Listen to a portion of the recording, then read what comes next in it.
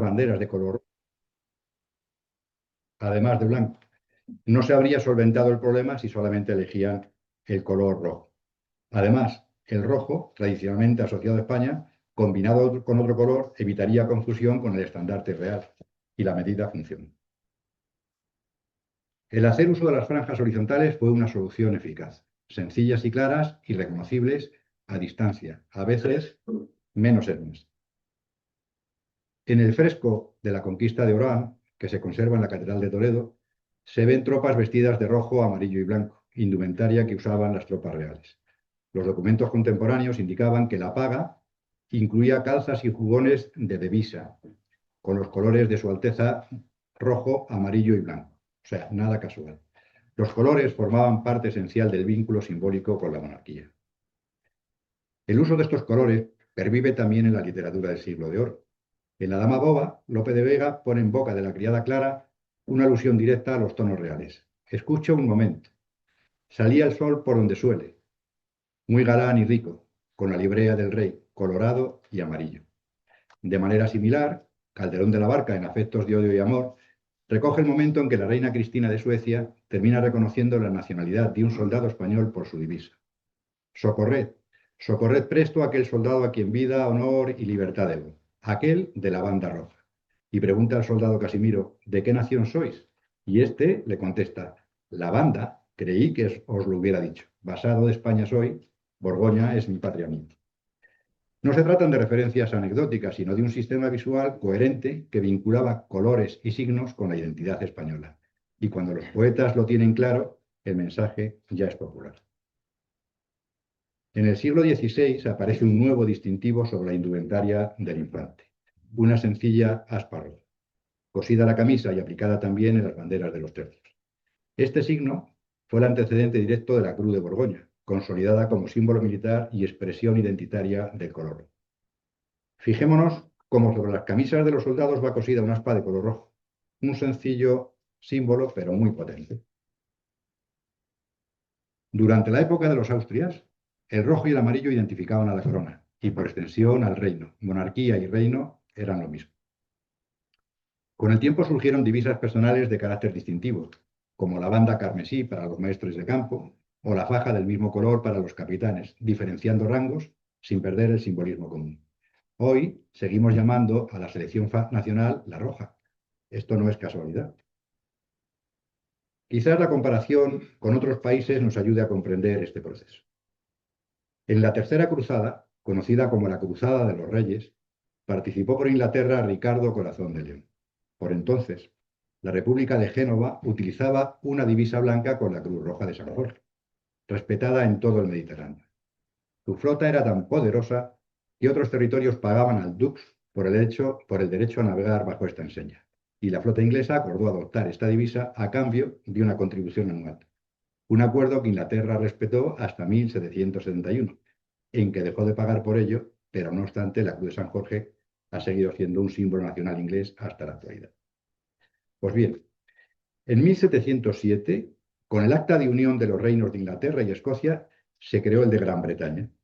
La alianza simbolizó, mediante una nueva bandera que integraba la Cruz Roja de San Jorge, Inglaterra, con el aspa blanca de San Andrés, dando lugar a un diseño basado en la Unión Flag, que ya se utilizaba desde 1606. Lo que quiero resaltar con esto es que la bandera nacional inglesa surge de la combinación explícita de las divisas de sus antiguos reinos.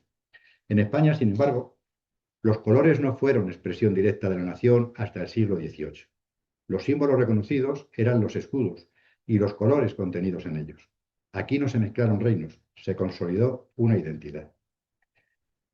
Desde la perspectiva heráldica y teniendo en cuenta sus leyes tradicionales, prevalece el color de la figura sobre el campo en el que reposa. Así los colores predominantes serían el rojo, presente en el león y en los palos de Aragón, y el amarillo, propio del castillo y de las cadenas de Navarra. Las armas reales resumidas, es decir, la forma más sencilla de representar el escudo real, identificaba a Castilla.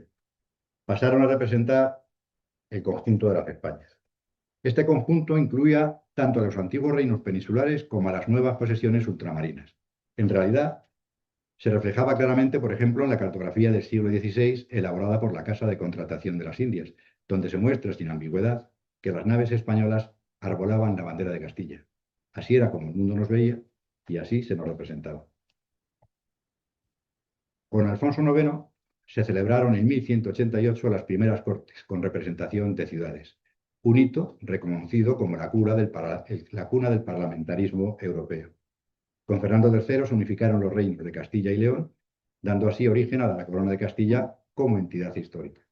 Por su parte, las Cortes de Aragón eran más plurales, y ello obligaba al rey a negociar leyes y fueros en cada territorio, pactos fundamentales para poder gobernar, tal y como sucede hoy día. Con los reyes católicos, la unidad de los reinos se identificó plenamente con Castilla, y su escudo se convirtió en el principal referente de la identidad española dentro y fuera de sus fronteras. En las ordenanzas de 1707 se establece que las banderas coronelas del ejército llevasen la Cruz Roja de Borgoña junto a 2 castillos y 2 leones, el símbolo que todos reconocían como España. Entre los siglos XVI y XIX, Castilla representó a España y España a Castilla, y no por imposición, sino por reconocimiento. Si bien, ya con anterioridad, la corona de Castilla gozaba de esta identificación. Así lo reflejan algunos armoriales europeos medievales. Tras el descubrimiento del Nuevo Mundo, los nuevos territorios se integraron bajo sus símbolos, no como parte, sino como conjunto.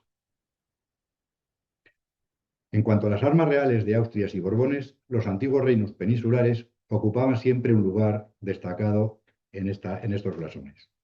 Con la llegada de Carlos III se incorporaron Parma y Toscana y ello obligó a reorganizar el escudo. Castilla pasó a ocupar una posición central como eje simbólico del reino, y sobre ello se dispuso el espusón de la Casa de Borbón. Menéndez Pidal destacó que este cuartelado de Castilla históricamente representa a la perfección el núcleo y raíz de la unidad nacional. La versión resumida de Castilla aparece en las monedas desde los reyes católicos.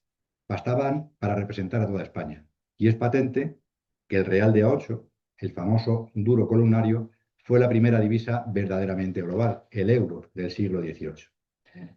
En los barcos se utilizaba frecuentemente esta versión resumida. Era mucho más simple de elaborar y más fácil de identificar. Con Carlos III, un único castillo y un solo león señalaban sin necesidad de más palabras: España está aquí. Con todo ello, he querido poner mi punto de vista sobre los motivos del uso específico de estos colores y del escudo resumido, y no de otra simbología. Pero volvamos a centrarnos en nuestra bandera, que ya por entonces empezaba a hacerse famosa. Gustó tanto que hoy diríamos que se hizo viral, pero sin redes sociales. El rojo igualda, como digo, gustó y gustó mucho, tanto que dejó de ser solo una cosa de barcos y empezó a verse por todas partes. Armada y ejército la adoptaron sin dudarlo, y enseguida otras muchas instituciones civiles y militares dijeron: oye, ¿y nosotros por qué no? Y así aparecieron distintos pabellones, todos con el mismo espíritu, pero con pequeños detalles para distinguirse de la bandera de guerra. La Real Compañía de Filipinas añadió el escudo de la ciudad de Manila. Los correos marítimos se vinieron arriba con el escudo, ramas de palma y oliva y una elegante cinta azul de la Orden de Carlos III. Además, ellos también podían hacer uso del gallardete. Los arsenales estaban graduados como navío armado y los astilleros de La Habana usaban directamente la bandera de guerra para que no hubiera diferencia de pabellón entre la mar y sus costas. La Junta de Sanidad colocó las columnas de plus ultras muy propias de aquella ciudad. Las rentas reales o Real Hacienda optaron por algo más práctico, las iniciales R y H bien visibles. Otros tipos de embarcaciones solicitaron igualmente el uso del pabellón, decidiéndose finalmente que quienes ya lo habían empleado con anterioridad podían continuar haciéndolo ahora con el nuevo diseño. En cuanto a los buques comerciales, los mercantes, aquellos que navegaban armados en corso, pudieron hacer uso de las armas reales durante el tiempo que durase su campaña. Como vemos, la bandera ya comenzaba a hacerse visible en todas partes. El ejército tampoco quiso quedarse atrás, y en 1786 la bandera llegó a las fortificaciones costeras con una idea muy clara: que el pabellón fuera el mismo en la mar y en tierra firme. Se usó el cuartelado clásico: castillos, leones, granada y el escusón borbónico. Y en 1789 el uso se empleó a campamentos y fronteras terrestres. La bandera ya no solo ondeaba en la mar, marcaba territorio, decía claramente, esto es España, aquí está España. Durante la Guerra de la Independencia, la bandera se ganó su sitio en el corazón de la gente. Las victorias frente al francés con la rendición de la escuadra francesa de Rosilly en Cádiz o la batalla de Bailén se celebraron con medallas en cuyas cintas lucían los colores de la Armada.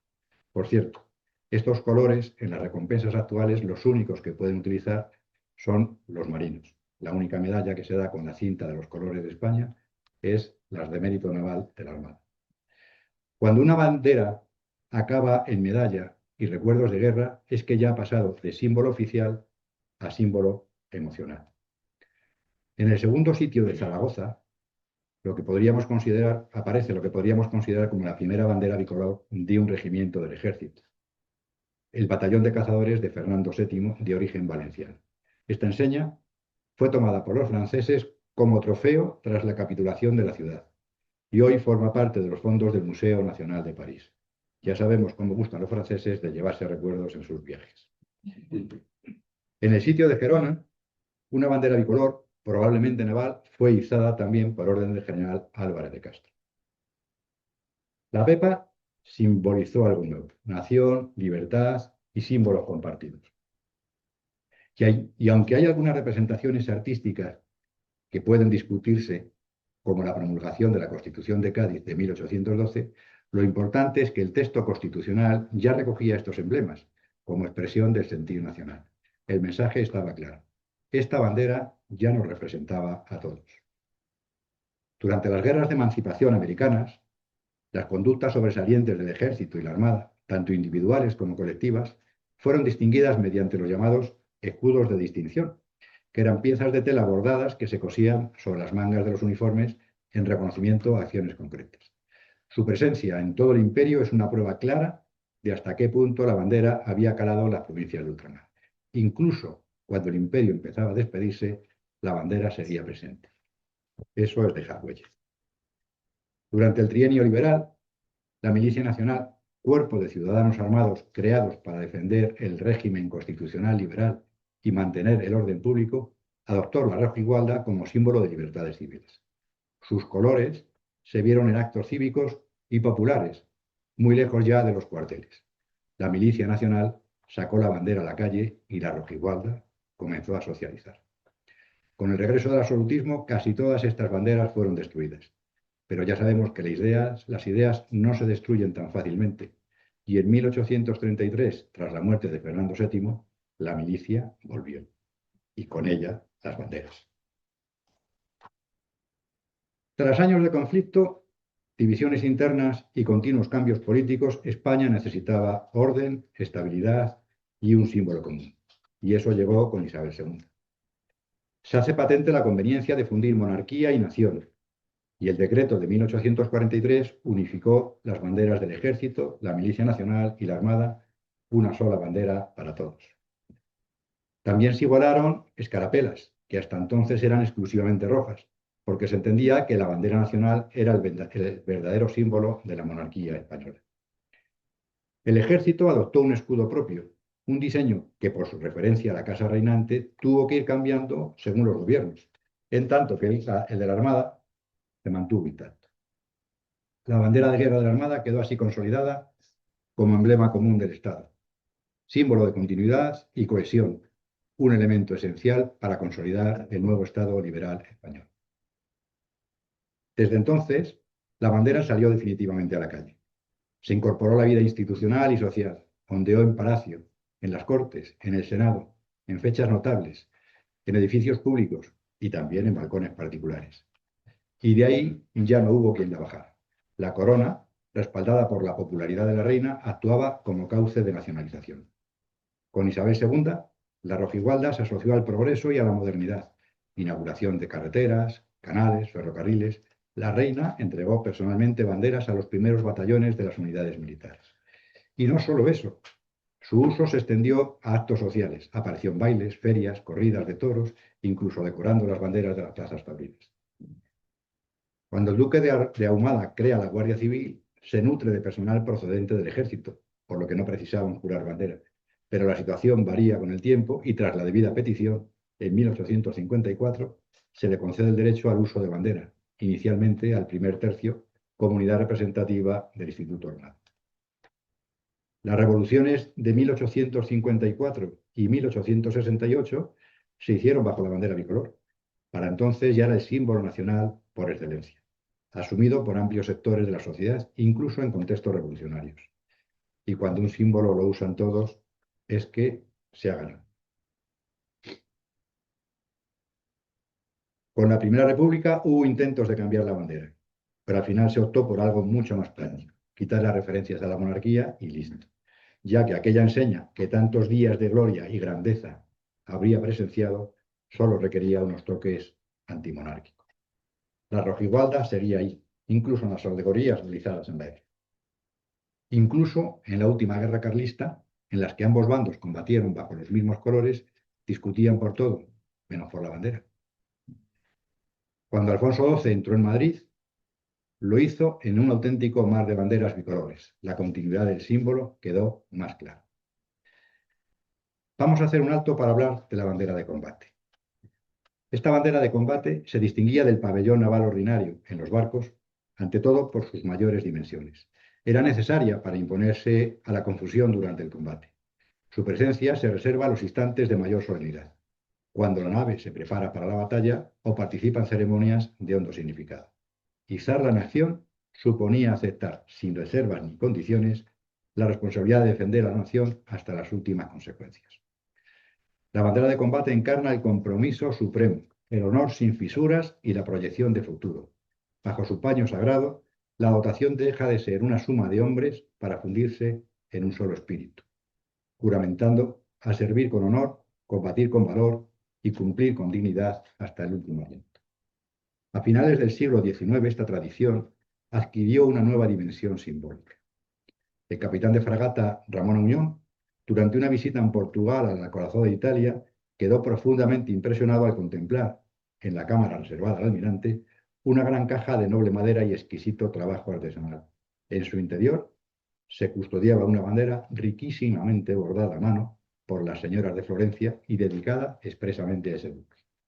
A su regreso, propuso al Ministerio de Marina la adopción de una iniciativa similar, y así el crucero Reina Regente fue la primera unidad española en recibir en el puerto de Barcelona una bandera bordada por la propia mano de la reina María Cristina.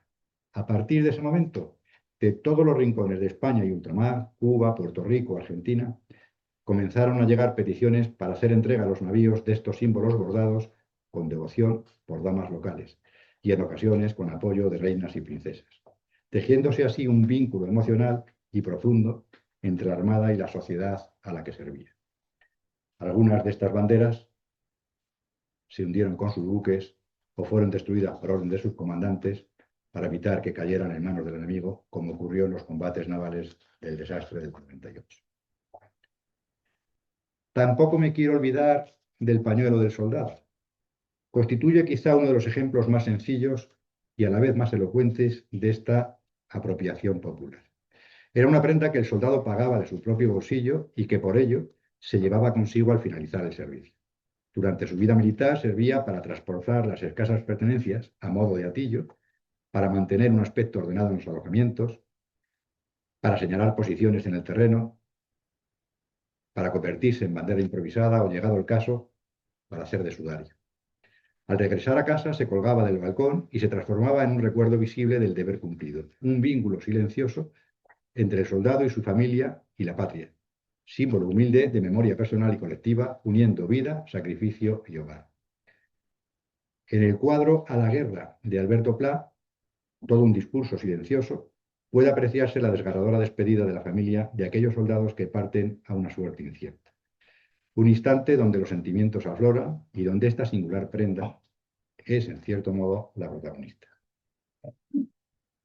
A partir del siglo XIX, bandera y escudo ya están en la escuela, en el arte y en la vida diaria. En 1893 se defendía su presencia en las aulas como expresión de que la enseñanza era también una obra patriótica, y cuando la bandera entra en la escuela ya forma parte de la vida cotidiana. En 1908 se reguló oficialmente el uso de la bandera en edificios públicos durante las fiestas nacionales, pero no a todos gustaron aquella libertad banderil, por lo que Antonio de Caula propuso como solución distinguir sus usos mediante diferentes escudos, presentándolo para ello varios diseños. La Armada anualmente editaba la lista oficial de buques. La edición de 1925 recoge un amplísimo catálogo de banderas e insignias, incluyendo las contraseñas marítimas. Estas eran las banderas que los buques comerciales, los buques mercantes, utilizaban para identificar la provincia a la que pertenecían. Muchas de estas banderas siguen hoy vivas como banderas locales o autonómicas. Finalmente, en 1927, se concede a la Marina Mercante el uso del diseño de la bandera de guerra, lógicamente sin escudo. Un anhelo largamente perseguido y de este modo, una misma bandera pasó a representarnos a todos en la mar y en tierra. Una sola bandera que nos representa, la que identifica a España. En 1931, el decreto del Gobierno Provisional de la Segunda República sustituyó el diseño vigente desde Carlos III, cerrando así una etapa de 146 años de continuidad. Pocas realidades simbólicas han perdurado tanto en el tiempo, y algunas decisiones, vistas con perspectiva histórica, resultan muy difíciles de justificar. Hoy la bandera sigue viva, ondeando sobre obras concluidas, vibrando en las selecciones deportivas, presidiendo actos cívicos y ceremonias colectivas, y continúa recordándonos que es símbolo de identidad, de memoria y orgullo compartido, y une pasado y presente bajo unos colores que han acompañado tanto los momentos de gloria como los de dificultad. Porque la bandera española es mucho más que una combinación de colores. Es la memoria viva de quienes nos precedieron, el sacrificio de quienes sirvieron bajo ella y la esperanza de los que aún creen en un proyecto común. En sus franjas late la historia, la identidad y la dignidad de un pueblo que incluso en la adversidad ha sabido mantenerse de pie. La bandera nos recuerda de dónde venimos, nos une más allá de las diferencias y nos compromete a cuidar la libertad y el futuro que representa. Al mirarla, no vemos solo un símbolo, nos vemos reflejados como comunidad. Y conviene no olvidar un hecho esencial. Esta bandera nació en la mar. Su diseño responde a una necesidad práctica de identificación naval y de ahí que el escudo se disponga próximo a la nariz. Y este origen marítimo forma ya parte inseparable de su historia porque aún hoy la bandera mantiene un vínculo profundo con el mar y con los navíos que la arbolaron por primera vez. Desde las cubiertas de aquellos barcos hasta las plazas y hogares de hoy, la bandera ha sido y sigue siendo patrimonio de todos.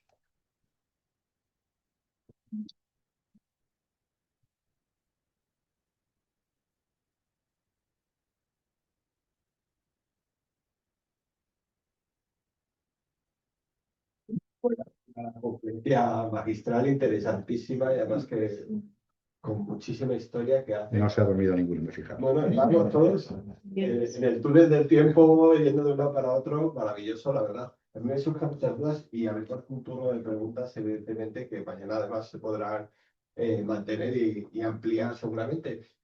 A mí me surge curiosidades. El galeón de Manila, las banderas que he utilizado también cambiaron a la par que las banderas que... no. El cambio de banderas se hizo en 3 fases distintas. Desde mayo de 1785, que se hace el decreto, y se preparan las banderas, se buscan qué talleres las pueden elaborar. Ahí surge el primer problema. Primero, porque tenían que ser talleres españoles, y segundo, porque la producción se ralentiza mucho.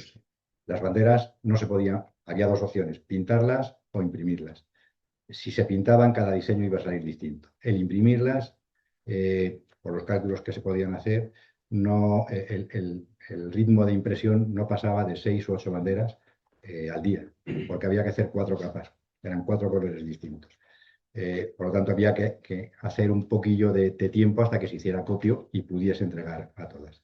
La primera fase era que todos los navíos utilizasen esta bandera el 1 de enero de 1787, todos aquellos que estuviesen en Europa, Mediterráneo, Mar del Norte, hasta Canarias. La segunda fase era hasta julio de ese mismo año, la parte occidental de América, y la tercera fase, perdón, era el 1 de enero de 1788, el resto se hizo en 3 fases y se cumplió sobradamente. Pero no solamente fue entregar las fases, hubo una difusión enorme para que fuera conocida y fuera perfectamente interpretada. No sé si tienen alguna pregunta.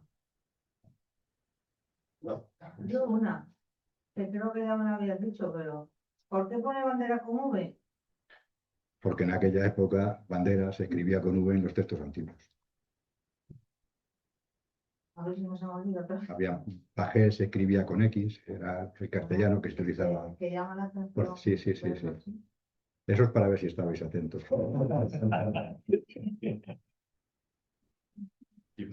El escudo siempre está en el primer tercio. Explicaste muy bien el porqué en la Armada, pero en los edificios actualmente está. La bandera- ¿Pero he visto o me equivoco? Está en medio en algunas banderas del ejército, hasta el último reglamento de banderas, donde ya se especifica dónde tiene que ir cortado. Sí. Es un guiño que se le hace a su origen naval y la bandera aparece ya desde entonces con. O sea, ya oficialmente siempre tiene que estar como en su origen naval. Efectivamente, en los estandartes de algunas unidades militares, Sí. porque el estandarte es más estrecho, debe aparecer en el centro, pero el reglamento dice que tiene que estar en ese tercio cercano a la derecha. Pero es que, Sí, yo estoy convencido de que a partir de ahora, cuando salgan a la calle y vean ya, las por siempre. decibeles que hay muchísimas, se darán cuenta de un detalle que es obvio, pero que no nos percatábamos de él hasta ese momento. Es una bandera nueva. No todos los países. Portugal también lo lleva de esa manera, algunos países. Portugal también tiene esa posición naval. Portugal tiene dos colores, el rojo y el verde, Sí. pero si se fijan, el verde es más estrecho y más Sí, pegado también a la sí. driza para que el escudo vaya montado sobre los dos colores, también con Y ese también con ese verde. objetivo. Es que España y Portugal se repartieron el Claro. mundo. Entonces, Trata de efectivamente. Pero es mismamente en Francia, el presidente de la República, por lo menos hasta Sarkozy, de clase usaba una bandera que estaban los colores desviados hacia el astra, para que se viera cuando estabas plegado, Ujú. porque si no solo se veía el rojo y el blanco. Entonces, para que se viera el azul, era un azul muy ancho, y entonces visualmente se veía los tres colores. Se podían, pero también era bandera naval. No. La bandera Claro. que tenía, cuando comparecía ante la tele o ante el discurso, Eso se resuelve. para que se Pegadas, sí. Se resuelve con las blancas. en naval con vientos calmos, dicen. Entonces, para que se vea el escudo, si no, no se ve el escudo. Claro. Era un-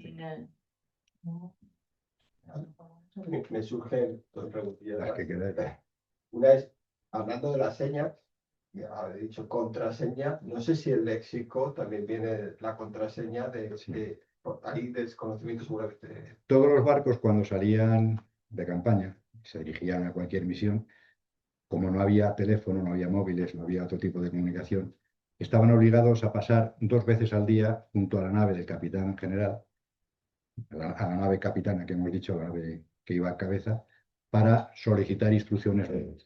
Y por la noche, como no se les podía apreciar, estaban obligados a tener un santo y una seña con la que poder identificarse. Cada día se cambiaba ese santo y seña. De ahí sale el santo y la contraseña. Era la forma que tenían de acercarse, decir somos nosotros, se les reconocía y se le daban las instrucciones para la navegación del día siguiente. Y la otra cuestión es, en el tema de la piratería, o sea, en el tema contrario, en el que utilizo medios para engañar al contrario, utilizando incluso su bandera, eso era factible, o sea, Esto está- bueno, eso No es la piratería. Todos los navíos ingleses, españoles, franceses, holandeses llevaban banderas de disfraz de otros países. Claro, eran banderas que utilizaban hasta acercarse lo suficiente al enemigo y poder decidir si atacaba o no atacaba. Cuando se iniciaba el combate, las leyes marítimas decían que había que arriar la bandera de disfraz y izar la propia para dedicarse al combate. Pero mientras tanto se llevaban. Es más, mañana lo veremos en el Museo Naval. Había un reglamento, el primer reglamento de banderas de 1786.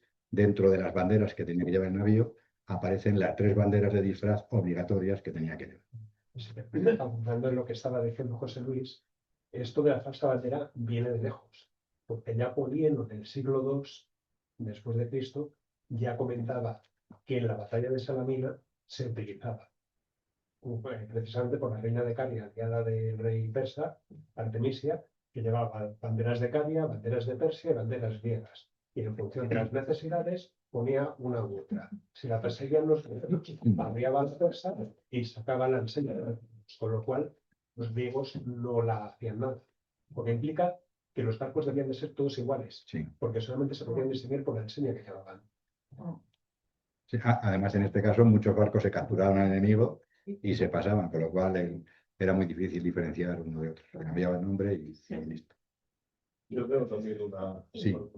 El breve tiempo de la República Federal de 1774 también mantuvo la bandera bicolor y los combates los de Cartagena. Hubo muchos intentos de cambiar la bandera. Sí. Hubo muchos intentos. Los hubo en el norte de África, Sí. los hubo en Ferrol. En Cartagena incluso salieron con una bandera roja fuera, pero había una flota inglesa alrededor, flota inglesa y creo que alemana. Y franceses también. Y lo primero que le dijeron es que esa bandera no la reconocía y como tal, si seguían intentando salir, consideraban que eran piratas y los iban a hundir. Volvieron a entrar otra vez a puerto.